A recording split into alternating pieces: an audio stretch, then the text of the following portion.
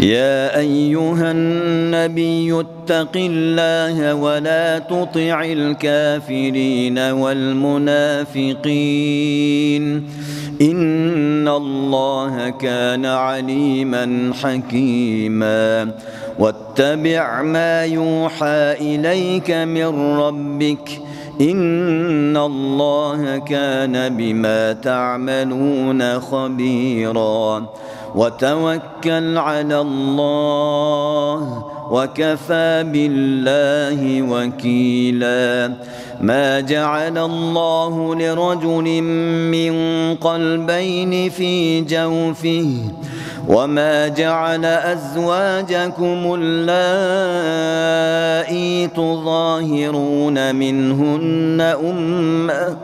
تظاهرون منهن أمهاتكم وما جعل أدعياءكم أبناءكم ذلكم قولكم بأفواهكم والله يقول الحق وهو يهدي السبيل ادعوهم لآبائهم هو أقسط عند الله فإن لم تعلموا آباءهم فإخوانكم في الدين ومواليكم وليس عليكم جناح فيما أخطأتم به ولكن ما تعمدت قلوبكم وكان الله غفورا رحيما النبي أولى بالمؤمنين من أنفسهم وأزواجه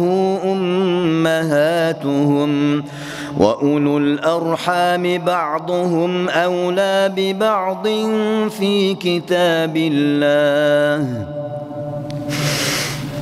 وأولو الأرحام بعضهم أولى ببعض في كتاب الله من المؤمنين والمهاجرين إلا أن تفعلوا إلى أوليائكم معروفا كان ذلك في الكتاب مسطورا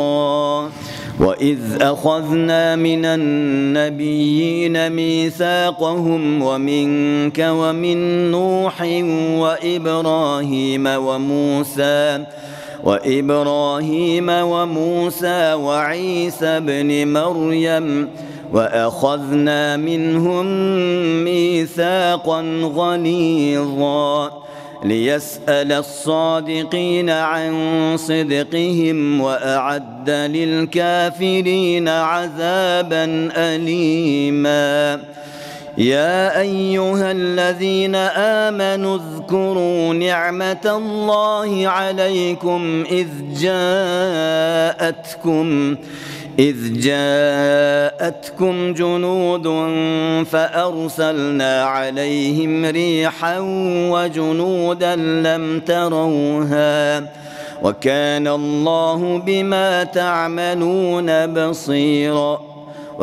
الله بما تعملون بصيرا إذ جاءوكم من فوقكم ومن أسفل منكم وإذ زاغت الأبصار وبلغت القلوب الحناجر وتظنون بالله الظنونا هنالك ابتلي المؤمنون وزلزلوا زلزالا شديدا وإذ يقول المنافقون والذين في قلوبهم مرض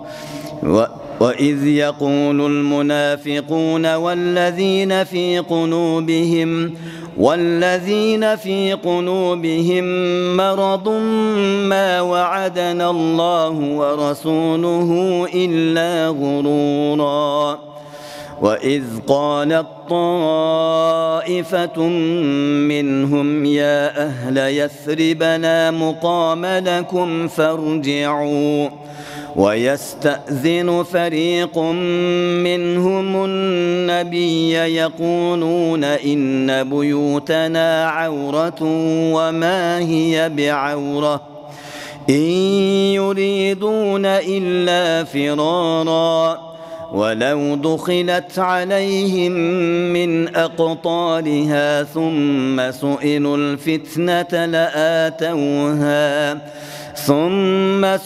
الفتنة لآتوها وما تلبثوا بها إلا يسيرا ولقد كانوا عاهدوا الله من قبل لا يولون الأدبار وكان عهد الله مسؤولا قل لن ينفعكم الفرار إن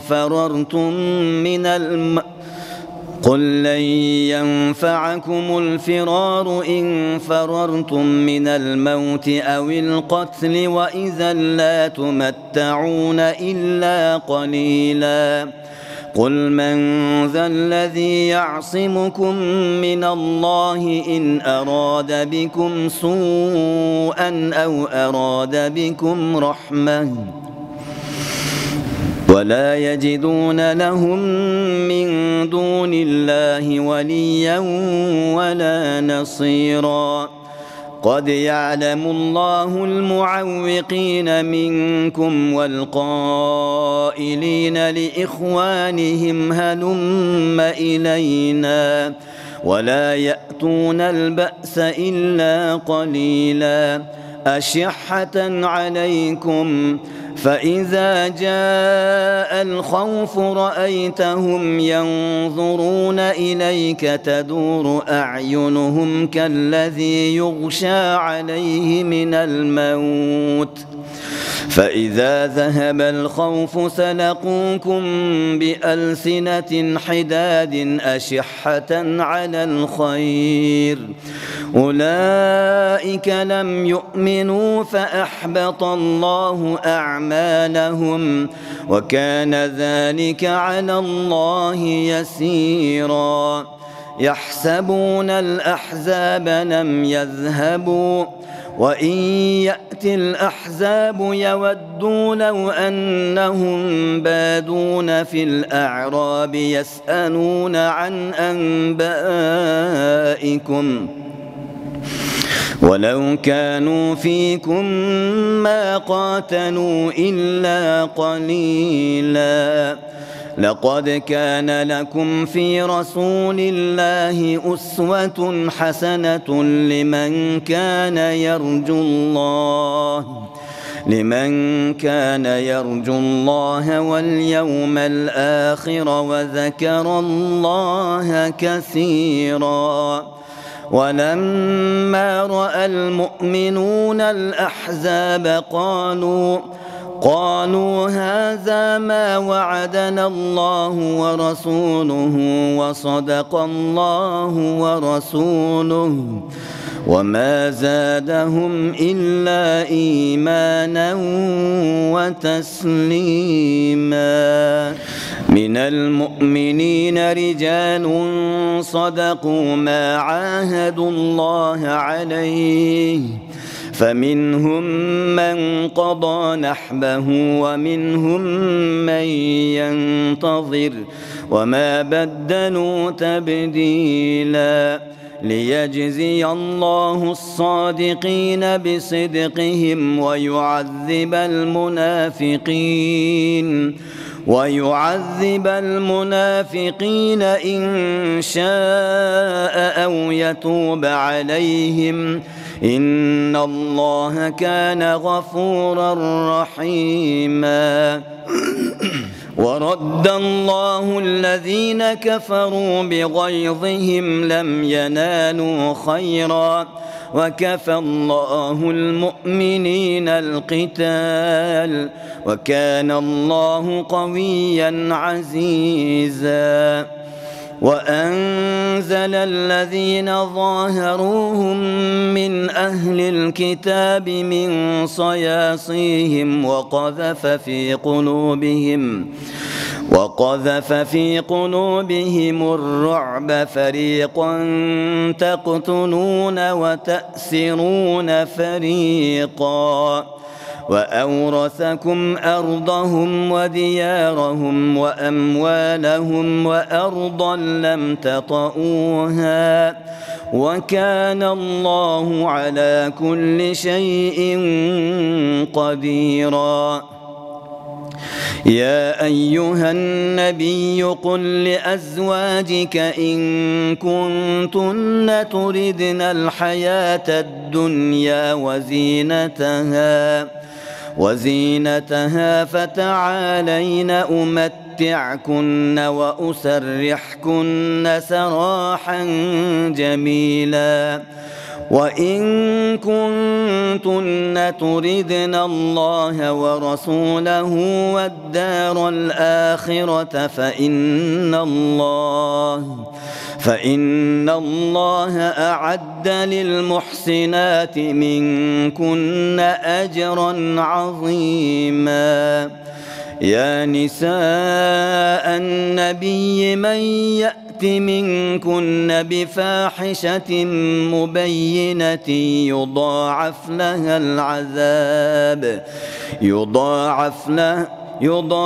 لها العذاب ضعفين وكان ذلك على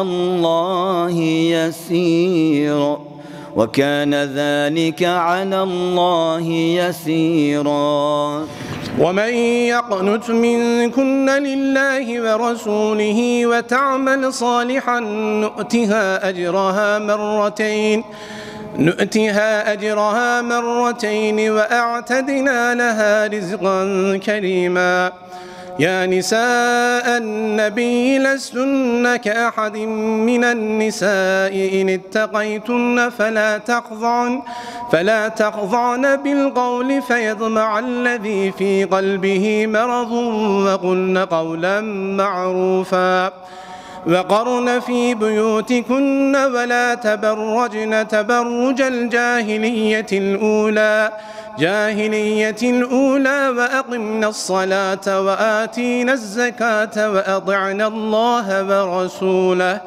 إنما يريد الله ليذهب عنكم الرجس أهل البيت ويطهركم تطهيرا. واذكرن ما يتلى في بيوتكن من آيات الله والحكمة إن الله كان لطيفا خبيرا. إن المسلمين والمسلمات والمؤمنين والمؤمنات والقانتين والقانتات والصادقين والصادقات والصابرين والصابرات والخاشعين والخاشعات والمتصدقين والمتصدقات والصائمات والحافظين فروجهم والحافظات والذاكرين الله كثيرا والذاكرات أعد الله لهم مغفرة وأجرا عظيما. وما كان لنؤمن ولا مؤمنة إذا قضى الله ورسوله أمرا أن يكون لهم الخيرة من أمرهم ومن يعص الله ورسوله فقد ضل ضلالا مبينا. وإذ تقول للذي أنعم الله عليه وأنعمت عليه أمسك عليك زوجك واتق الله وتخفي في نفسك ما الله مبديه وتخشى الناس والله أحق أن تخشى. فلما قضى زيد منها وطرا زوجناكها لكي لا يكون على المؤمنين لكي لا يكون على المؤمنين حرج في أزواج أدعيائهم إذا قضوا منهن وطرا وكان أمر الله مفعولا ما كان على النبي من حرج فيما فرض الله له سنة الله في الذين خلوا من قبل وكان أمر الله قدرا مقدورا الذين يبلغون رسالات الله ويخشونه ولا يخشون أحدا إلا الله وكفى بالله حسيبا ما كان محمد أبا أحد من رجالكم ولكن رسول الله وخاتم النبيين وكان الله بكل شيء عليما يا أيها الذين آمنوا اذكروا الله ذكرا كثيرا وسبحوه بكرة وأصيلا والذي يصلي عليكم وملائكته ليخرجكم من الظلمات إلى النور وكان بالمؤمنين رحيما تحيتهم يوم يلقونه سلام وأعد لهم أجرا كريما يا أيها النبي إنا أرسلناك شاهدا ومبشرا ونذيرا وداعيا إلى الله بإذنه وسراجا منيرا وبشر المؤمنين بأن لهم من الله فضلا كبيرا ولا تطع الكافرين والمنافقين ودع أذاهم وتوكل على الله وكفى بالله وكيلا يا أيها الذين آمنوا إذا نكحتم المؤمنات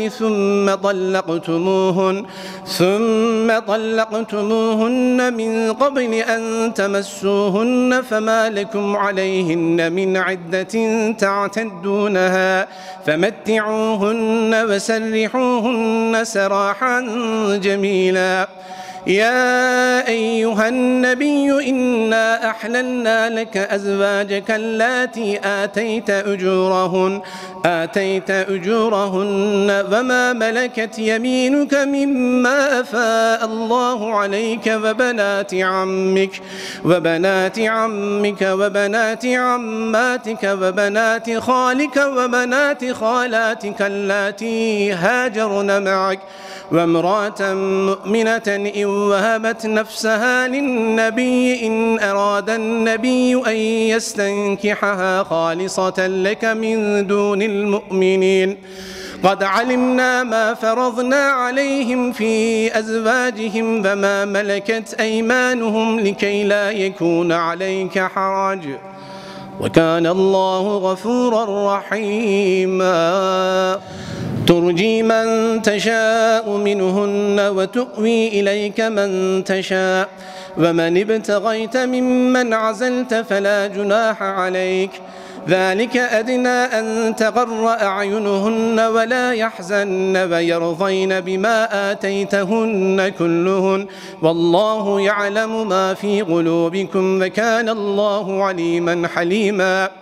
لا يحل لك النساء من بعد ولا أن تبدل بهن من أزواج ولو أعجبك حسنهن إلا ما ملكت يمينك وكان الله على كل شيء رقيبا يا أيها الذين آمنوا لا تدخلوا بيوت النبي إلا أن يؤذن لكم إلى طعام غير ناظرين إناه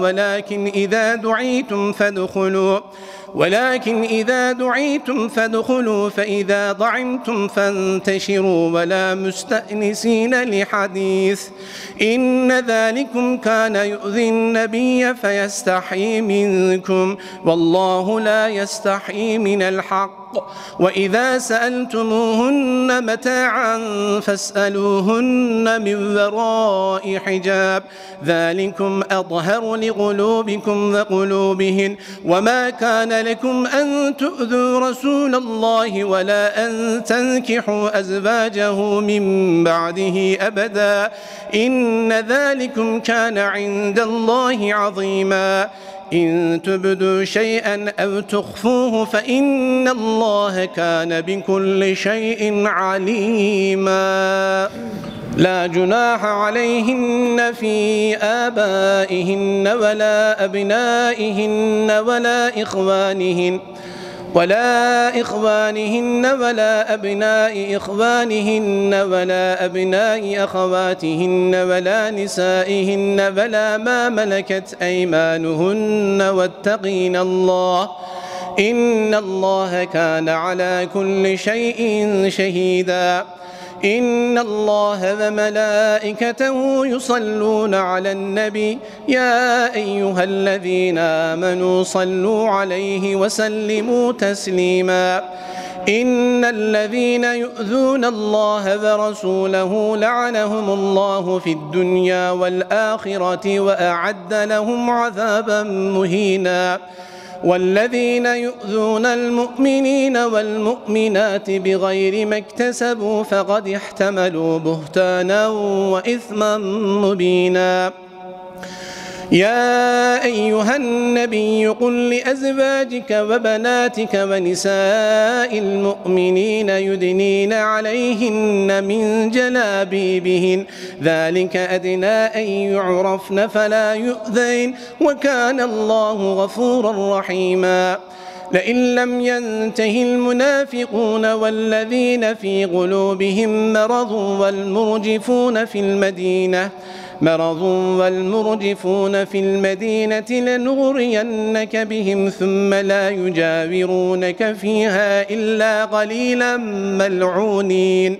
أينما ثقفوا أخذوا وقتلوا تقتيلا. سنة الله في الذين خلوا من قبل ولن تجد لسنة الله تبديلا. يسألك الناس عن الساعة قل إنما علمها عند الله وما يدريك لعل الساعة تكون قريبا. إن الله لعن الكافرين وأعد لهم سعيرا خالدين فيها أبدا لا يجدون وليا ولا نصيرا. يوم تقلب وجوههم في النار يقولون يا ليتنا أطعنا الله وأطعنا الرسولا وقالوا ربنا إنا أطعنا سادتنا وكبراءنا فأضلونا السبيلا. ربنا آتهم ضعفين من العذاب والعنهم لعنا كبيرا.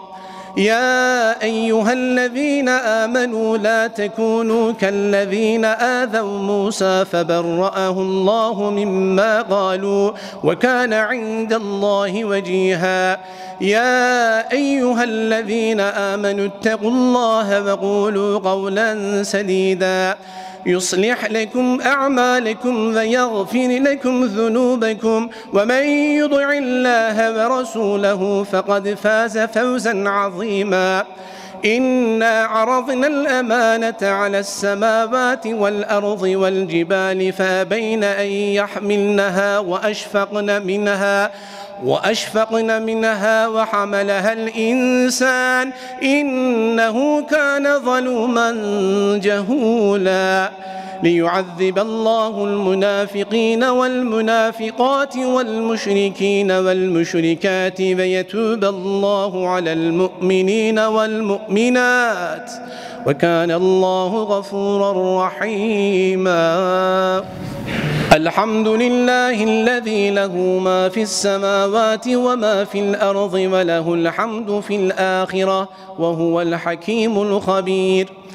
يعلم ما يلج في الأرض وما يخرج منها وما ينزل من السماء وما يعرج فيها وهو الرحيم الغفور. وقال الذين كفروا لا تأتينا الساعة قل بلى وربي لتأتينكم عالم الغيب لا يعزب عنه مثقال ذرة في السماوات ولا في الأرض ولا أصغر من ذلك ولا أكبر إلا في كتاب مبين ليجزي الذين آمنوا وعملوا الصالحات أولئك لهم مغفرة ورزق كريم. والذين سعوا في آياتنا معاجزين أولئك لهم عذاب من رجز أليم ويرى الذين أوتوا العلم الذي أنزل إليك من ربك هو الحق ويهدي إلى صراط العزيز الحميد وقال الذين كفروا هل ندلكم على رجل ينبئكم إذا مزقتم كل ممزق إنكم لفي خلق جديد أفترى على الله كذبا أم به جنة بل الذين لا يؤمنون بالآخرة في العذاب والضلال البعيد أفلم يروا إلى ما بين أيديهم وما خلفهم من السماء والأرض إن نشأ نخسف بهم الأرض أو نسقط عليهم كسفا من السماء إن في ذلك لآية لكل عبد منيب ولقد آتينا داود منا فضلا يا جبال أوبي معه والطير وألنا له الحديد أن اعمل سابغات وقدر في السرد واعملوا صالحا إني بما تعملون بصير ولسليمان الريح غدوها شهر ورواحها شهر وأسلنا له عين القدر ومن الجن من يعمل بين يديه بإذن ربه ومن يزغ منهم عن أمرنا نذقه من عذاب السعير يعملون له ما يشاء من محاريب وتماثيل وجفان كالجواب وقدور الراسيات اعملوا آل داود شكرا وقليل من عبادي الشكور فلما قضينا عليه الموت ما دلهم على موته إلا دابة الأرض تأكل من سأته فلما خر تبينت الجن أن لو كانوا يعلمون الغيب ما لبثوا في العذاب المهين. لقد كان لسبإ في مسكنهم آية جنتان عن يمين وشمال كلوا من رزق ربكم واشكروا له بلدة طيبة ورب غفور فأعرضوا فأرسلنا عليهم سيل العرم وبدلناهم بجنتيهم جنتين ذواتي أكل خمط وأثل وشيء من سدر قليل ذلك جزيناهم بما كفروا وهل نجازي إلا الكفور وجعلنا بينهم وبين القرى التي باركنا فيها قرى ظاهرة وقدرنا فيها السير سيروا فيها ليالي وأياما آمنين فقالوا ربنا باعد بين أسفارنا وظلموا أنفسهم فجعلناهم أحاديث ومزقناهم كل ممزق إن في ذلك لآيات لكل صبار شكور ولقد صدق عليهم إبليس ظنه فاتبعوه إلا فريقا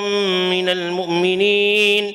وما كان له عليهم من سلطان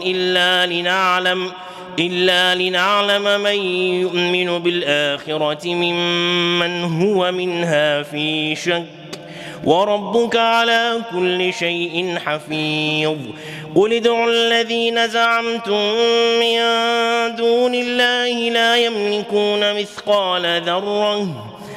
يملكون مثقال ذرة في السماوات ولا في الأرض وما لهم فيهما من شرك وما له منهم من ظهير ولا تنفع الشفاعة عنده إلا لمن أذن له حتى إذا فزع عن قلوبهم قالوا ماذا قال ربكم قالوا الحق وهو العلي الكبير قل من يرزقكم من السماوات والأرض قل لله وإنا أو إياكم لعلى هدى أو في ضلال مبين قل لا تسألون عما أجرمنا ولا نسأل عما تعملون قل يجمع بيننا ربنا ثم يفتح بيننا بالحق وهو الفتاح العليم قل أروني الذين ألحقتم به شركاء كلا بل هو الله العزيز الحكيم وما أرسلناك إلا كافة للناس بشيرا ونذيرا ولكن أكثر الناس لا يعلمون ويقولون متى هذا الوعد إن كنتم صادقين قل لكم ميعاد يوم لا تستأخرون عنه ساعة ولا تستقدمون وقال الذين كفروا لن نؤمن بهذا القرآن ولا بالذي بين يديه ولو ترى إذ الظالمون موقوفون عند ربهم يرجع بعضهم إلى بعض القول يقول الذين استضعفوا للذين استكبروا لولا أنتم لكنا مؤمنين قال الذين استكبروا للذين استضعفوا أنحن صددناكم عن الهدى بعد إذ جاءكم بل كنتم مجرمين وقال الذين استضعفوا للذين استكبروا بل مكر الليل والنهار إذ تأمروننا أن نكفر بالله ونجعل له أندادا وأسروا الندامة لما رأوا العذاب وجعلنا الأغلال في أعناق الذين كفروا هل يجزون إلا ما كانوا يعملون وما أرسلنا في قرية من نذير إلا قال مترفوها إنا بما أرسلتم به كافرون وقالوا نحن أكثر أموالا وأولادا وما نحن بمعذبين قل إن ربي يبسط الرزق لمن يشاء ويقدر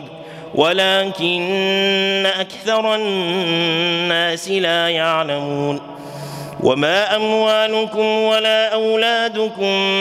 بالتي تقربكم عندنا زلفى إلا من آمن وعمل صالحا فأولئك لهم جزاء الضعف بما عملوا وهم في الغرفات آمنون والذين يسعون في آياتنا معاجزين أولئك في العذاب محضرون قل إن ربي يبسط الرزق لمن يشاء من عباده ويقدر له وما أنفقتم من شيء فهو يخلفه وهو خير الرازقين ويوم يحشرهم جميعا ثم يقول للملائكة أهؤلاء إياكم كانوا يعبدون قالوا سبحانك أنت ولينا من دونهم بل كانوا يعبدون الجن أكثرهم بهم مؤمنون فاليوم لا يملك بعضكم لبعض نفعا ولا ضرا ونقول للذين ظلموا ذوقوا عذاب النار التي كنتم بها تكذبون وإذا تتلى عليهم آياتنا بينات قالوا ما هذا إلا رجل يريد أن يصدكم عما كان يعبد آباؤكم وقالوا ما هذا إلا إفك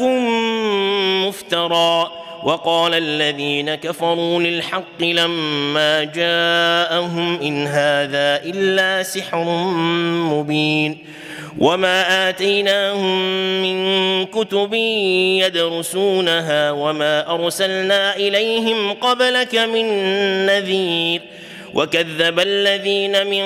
قبلهم وما بلغوا معشار ما آتيناهم فكذبوا رسلي فكيف كان نكير قل إنما أعظكم بواحدة أن تقوموا لله مثنى وفرادا ثم تتفكروا ما بصاحبكم من جنة إن هو إلا نذير لكم بين يدي عذاب شديد قل ما سألتكم من أجر فهو لكم إن أجري إلا على الله وهو على كل شيء شهيد قل إن ربي يقذف بالحق علام الغيوب قل جاء الحق وما يبدئ الباطل وما يعيد قل إن ضللت فإنما أضل على نفسي وإن اهتديت فبما يوحي إلي ربي إنه سميع قريب ولو ترى إذ فزعوا فلا فوت وأخذوا من مكان قريب وقالوا آمنا به وأنى لهم التناوش من مكان بعيد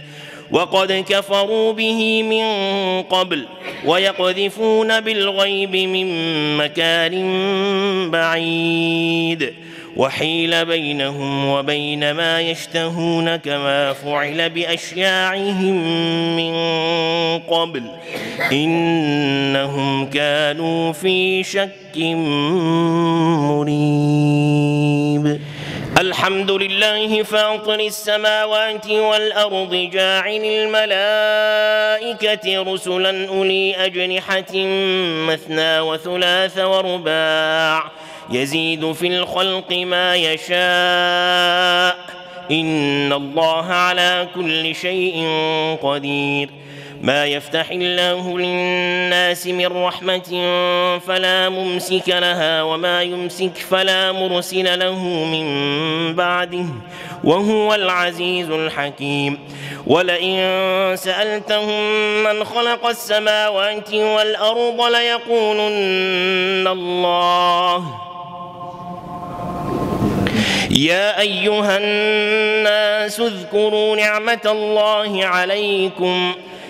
أيها الناس اذكروا نعمة الله عليكم هل من خالق غير الله يرزقكم من السماء والأرض لا إله إلا هو فأنى تؤفكون وإن يكذبوك فقد كذبت رسل من قبلك وإلى الله ترجع الأمور يا أيها الناس إن وعد الله حق فلا تغرنكم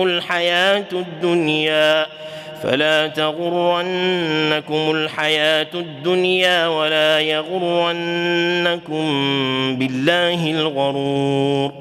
إن الشيطان لكم عدو فاتخذوه عدوا إنما يدعو حزبه ليكونوا من أصحاب السعير الذين كفروا لهم عذاب شديد والذين آمنوا وعملوا الصالحات لهم مغفرة وأجر كبير أفمن زين له سوء عمله فرآه حسنا فإن الله يضل من يشاء ويهدي من يشاء فلا تذهب نفسك عليهم حسرات إن الله عليم بما يصنعون والله الذي أرسل الرياح فتثير سحابا فسقناه إلى بلد ميت فأحيينا به الأرض بعد موتها كذلك النشور من كان يريد العزة فلله العزة جميعا إليه يصعد الكلم الطيب والعمل الصالح يرفعه والذين يمكرون السيئات لهم عذاب شديد ومكر أولئك هو يبور والله خلقكم من تراب ثم من نطفة ثم جعلكم أزواجا وما تحمل من أنثى ولا تضع إلا بعلمه وما يعمر من معمر ولا ينقص من عمره إلا في كتاب إن ذلك على الله يسير وما يستوي البحران هذا عذب فرات وهذا ملح أجاج ومن كل تأكلون لحما طريا وتستخرجون حلية تلبسونها وترى الفلك فيه مواخر لتبتغوا من فضله ولعلكم تشكرون يولج الليل في النهار ويولج النهار في الليل وسخر الشمس والقمر كل يجري لأجل مسمى ذلكم الله ربكم له الملك والذين تدعون من دونه ما يملكون من قطمير إن تدعوهم لا يسمعوا دعاءكم ولو سمعوا ما استجابوا لكم ويوم القيامة يكفرون بشرككم ولا ينبئك مثل خبير يا أيها الناس أنتم الفقراء إلى الله والله هو الغني الحميد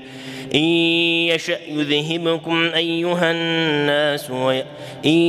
يشأ يذهبكم ويأتي بخلق جديد وما ذلك على الله بعزيز ولا تزر وازرة وزر أخرى وإن تدع مثقلة إلى حملها لا يحمل منه شيء ولو كان ذا قربى إنما تنذر الذين يخشون ربهم بالغيب وأقاموا الصلاة ومن تزكى فإنما يتزكى لنفسه وإلى الله المصير وما يستوي الأعمى والبصير ولا الظلمات ولا النور ولا الظل ولا الحرور وما يستوي الأحياء ولا الأموات إن الله يسمع من يشاء وما أنت بمسمع من في القبور إن أنت إلا نذير إنا أرسلناك بالحق بشيرا ونذيرا وإن من أمة إلا خلا فيها نذير وإن يكذبوك فقد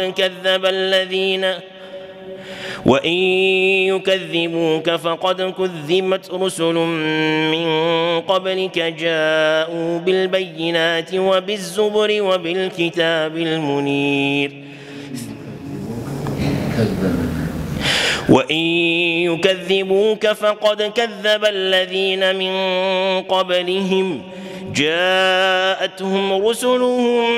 بالبينات وبالزبر وبالكتاب المنير ثم أخذت الذين كفروا فكيف كان نكير ألم تر أن الله أنزل من السماء ماء فأخرجنا به ثمرات مختلفا ألوانها ومن الجبال جدد بيض وحمر مختلف ألوانها وغرابيب سود ومن الناس والدواب والأنعام مختلف ألوانه كذلك إنما يخشى الله من عباده العلماء إن الله عزيز غفور إن الذين يتلون كتاب الله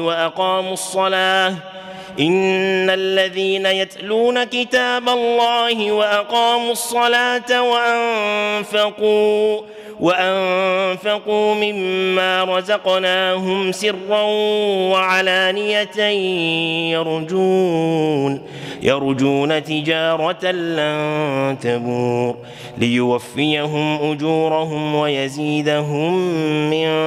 فضله إنه غفور شكور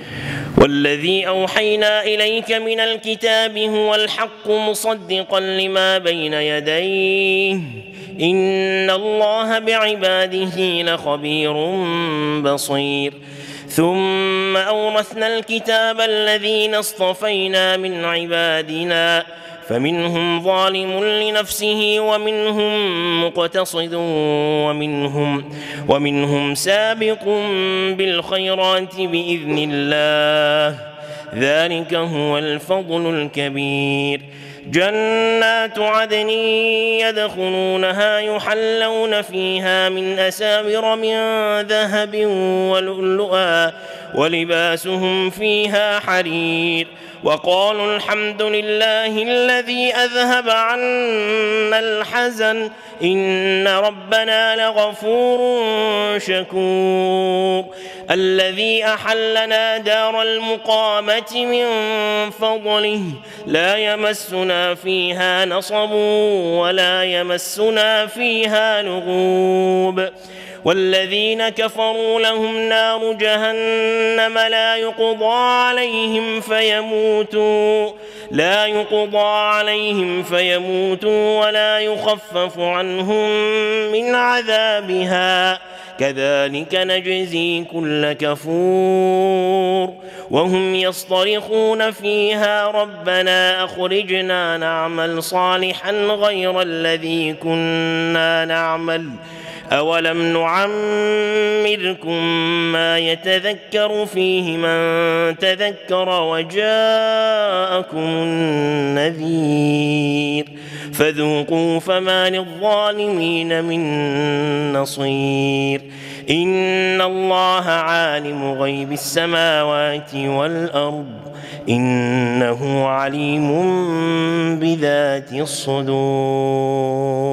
هو الذي جعلكم خلائف في الأرض فمن كفر فعليه كفره ولا يزيد الكافرين كفرهم عند ربهم إلا مقتا ولا يزيد الكافرين كفرهم إلا خسارا قل أرأيتم شركاءكم الذين تدعون من دون الله أروني ماذا خلقوا من الأرض أم لهم شرك في السماوات أم آتيناهم كتابا فهم على بينة منه بل إن يعد الظالمون بعضهم بعضا إلا غرورا إن الله يمسك السماوات والأرض أن تزولا ولئن زالتا إن أمسكهما من أحد من بعده إنه كان حليما غفورا وأقسموا بالله جهد أيمانهم لئن جاءهم نذير ليكونن أهدى من إحدى الأمم فلما جاءهم نذير ما زادهم إلا نفورا استكبارا في الأرض ومكر السيء ولا يحيق المكر السيء إلا بأهله فهل ينظرون إلا سنة الأولين فلن تجد لسنة الله تبديلا ولن تجد لسنة الله تحويلا أولم يسيروا في الأرض فينظروا كيف كان عاقبة الذين من قبلهم أولم يسيروا في الأرض فينظروا كيف كان عاقبة الذين من قبلهم وكانوا أشد منهم قوة وما كان الله ليعجزه من شيء في السماوات ولا في الأرض إنه كان عليما قديرا ولو يؤاخذ الله الناس بما كسبوا